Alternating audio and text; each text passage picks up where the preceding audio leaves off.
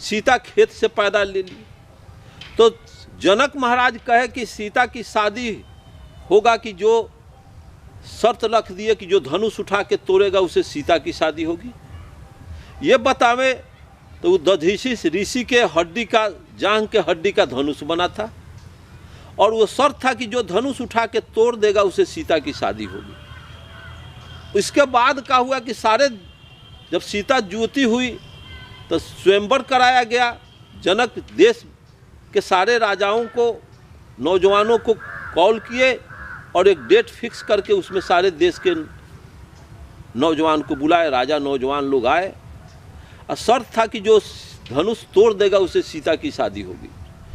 तो देश के 10,000 भूपवीर आए थे।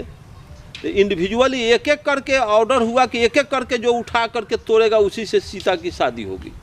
तो 10,000 भूपवीर एक एक करके धनुष उठाए। किसी से धनुष जौ भर नहीं घसक सका। जिस शास्त्र में लिखा है कि जिस धनुष को सीता नित्य दिन बायां हाथ से उठा के नीपा बहारा करती थी और उस धनुष को वहीं रखती थी, तो जिस धनुष को सीता बायां हाथ से उठा के नीपा बहारा करती थी या वहीं रखती थी, उस धनुष को 10,000 भूपवीर एक एक करके उठाए तो नहीं उठाए, जिस धनुष को सीता बायां हाथ से उठाया करती थी। अंत में हुआ कि भाई सब राजा एक एक करके नौजवान उठाए, किसी से धनुष नहीं उठा तो सीता आजीवन कुंवारी रह जाएगी, सीता की शादी होगा नहीं। तो इसलिए हो कि बहु विवाह प्रथा उस समय चल रहा था। ये बताइए कि बहु विवाह प्रथा थी तो 10,000 भूपवीर को एट ए टाइम कहा गया कि 10,000 भूपवीर एक बार में धनुष उठाओ। तो 10,000 भूपवीर, जिसमें रामायण में लिखी हुई बात है कि भूप सहस 10 एक ही बाड़ा, लगे उठावन टरे न टारा। 10,000 भूपवीर एक बार मिल करके धनुष उठाने गए तो धनुष जौ भर नहीं उठा। 10,000 भूपवीर के दोनों हाथ में जो ताकत सामर्थ्य थी उससे ज़्यादा तो प्रमाणित कर रहा है रामायण कि सीता के एक हाथ में ताकत थी। बिल्कुल। तो सीता के एक हाथ में ताकत थी, उस धनुष को दो हाथ से नौजवान 10,000 उठाए तो जौ भर नहीं घसका। इसका मतलब 10,000 भूपवीर से ज़्यादा ताकतवर, रिष्ट पुष्ट बलिष्ठ सीता थी। अंत में शादी हुआ, बहु विवाह, अंत में राम उठा लिए और सीता की शादी राम से हुई। तो मैं पूछता हूं कि 10,000 भूपवीर धनुष जब उठाने लगे तो धनुष कै किलोमीटर का था, कै 100 गज का था, ये तो कहीं नहीं लिखा हो तुलसी। 10,000 आदमी एट ए टाइम, किसी 5-6 हाथ के धनुष को एट ए टाइम जांघ का हड्डी का बना था, तो हड्डी पर तो कोई तर्कस, कोई धनुष चलेगा नहीं, चूँकि वो बेन नहीं करेगा।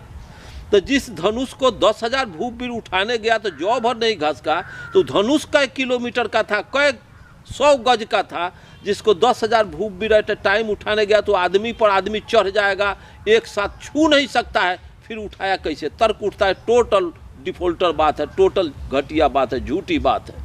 10,000 भूपवीर एक बार धनुष उठाने गया तो धनुष जौ भर नहीं, तो आदमी पर आदमी चढ़ जाएगा छूने के लिए, छू नहीं सकता है तो फिर उठाया कैसे? ऐसी बात रामायण में है। मैं कोई बेसलेस बात नहीं, रामायण का अध्ययन करके मैं बता रहा हूँ। फिर राम उठाए धनुष, सीता की शादी हुई। जब राजपाट के लिए भरत और राम को राजगद्दी के लिए झगड़ गए, घर में कलह हुआ, तो हुआ कि राम को वनवास हुआ, भरत को गद्दी मिला, तो राम लक्ष्मण और सीता वनवास में निकल गई, भरत को राजगद्दी मिल गया। तो कुटिया में सीता को रख करके राम लक्ष्मण शिकार करने जंगल निकल गए, और उसी क्रम में ये जंगल में शिकार करने गए, उसी क्रम में रावण कहीं छुपा हुआ था। रावण आया, सीता को उठा करके लेके चल गया। तो जब रावण सीता को उठा करके लेके चले गए तो एक तरफ बात आती है कि 10,000 भूपवीर के दोनों हाथ में जो ताकत थी उससे ज़्यादा सीता के एक हाथ में ताकत। ऐसे ही अवस्था में जब अपरिचित मर्द सीता को उठाने जब आया रावण, तो सीता जब इतना रिष्ट पुष्ट थी, ताकतवर थी, तो रावण को तो एक घूसा मारती तो रावण का भूसा निकलता, तो फिर प्रोटेस्ट क्यों नहीं की, विरोध क्यों नहीं की कि एक अपरिचित मर्द, हल्ला क्यों नहीं की, एक अपरिचित मर्द मुझको हर के ले जा रहा है। इसका मतलब है कि सीता लभ की थी, स्वेच्छा से चली गई। और जब सीता को लेके रावण चला गया तो राम और लक्ष्मण आते हैं शिकार करके, तो जंगल से आकर के कुटिया में आते हैं तो सीता नहीं है। और लक्ष्मण रेखा पार करके ये लोग गए थे कि लक्ष्मण रेखा के अंदर जो कोई प्रवेश करेगा तो जल जाएगा। तो उस रेखा को पार करके सीता को लेकर के रावण लंका चला गया। तो राम लक्ष्मण आ करके देखते हैं कि कुटिया में सीता नहीं है, तो रोने बिलखने लगे, पेड़ पौधा से पूछने लगे कि सीता को देखा है, सीता को देखा है। तो कोई जीव नहीं बताया, ना कोई वृक्ष बताया। तो हुआ कि रामचंद्र हनुमान को बुलाए। तो हनुमान को बुलाने के बाद हनुमान आए तो हनुमान पूछते हैं कि क्या प्रभु, क्या आदेश। तो जाओ सीता कहाँ गई है इसका पता लगाओ, सीता किस दिशा में गई है। तो पता लगाने का ऑर्डर जब राम दिए हनुमान को, तो हनुमान फ्लाई करके दक्षिण दिशा में फ्लाई करके जाने लगे लंका की ओर। तो जब लंका की तरफ हनुमान जाने लगे तो राजा रामचंद्र कहते हैं कि हनुमान जा रहे हो तो सीता अंतर की बात कष्ट कैसे तुम्हें बताएगी, इसलिए मुंदरिका ले जाओ, अपने हाथ का उंगली का अंगूठी निकाल करके कि इस अंगूठी का जोड़ा सीता का हाथ में है, वो अंगूठी देखेगी तो समझ जाएगी कि हमारे पति के भेजे वो तुम दूत हो। ये प्रमाणिकता के लिए लेकर के दिए। हनुमान वो अंगूठी लेकर के अपने अंगुली में लगा करके जब चले तो लंका जाने के क्रम में लंका और हिंदुस्तान के बीच में 80 माइल या 80 कोस का समुद्र का बेड पड़ता है, जो ज्योग्राफी में हम लोग पढ़े हुए हैं। तो हनुमान फ्लाई करके जा रहे थे उड़ करके लंका, अंगूठी अंगुली में लगा करके, तो सुरसा नाम की राक्षसनी के ड्यूटी में फंस गए। सुरसा को ये वरदान थी तुलसीदास के आधार पर कि जिस जीव को जिसके ऊपर से फ्लाई कर रहा है, तो जिस जीव का फरछाही समुद्र में पड़ेगा वो फरछाही सुरसा निगलेगी तो जीव को निगल जाएगी। ऐसा संभव है कि कोई हवाई जहाज अगर फ्लाई कर रहा है और उसका समुद्र में नीचे अगर उसका प्रतिबिंब आ रहा है और उसको कोई लील जाए तो हवाई जहाज को लील जाएगा, ऐसा सत्य हो सकता है? सरासर झूठ है। तो तुलसीदास ने लिखा कि हनुमान जब फ्लाई कर रहे तो सुरसा नाम की राक्षसनी के ड्यूटी में फंस गए। तो सुरसा को ये पावर था, सामर्थ्य थी कि जिसके फरछाही को निगलती हो जीव को निगल जाती। तो हनुमान जब निगलना शुरू की तो हनुमान 16 योजन के होकर फ्लाई करे। जब 4 कोस का 1 योजन शास्त्र बताता है, तो 16 योजन के होकर फ्लाई कर रहे थे तो सुरसा निगलना शुरू की तो 32 योजन के रूप बना लेते हैं।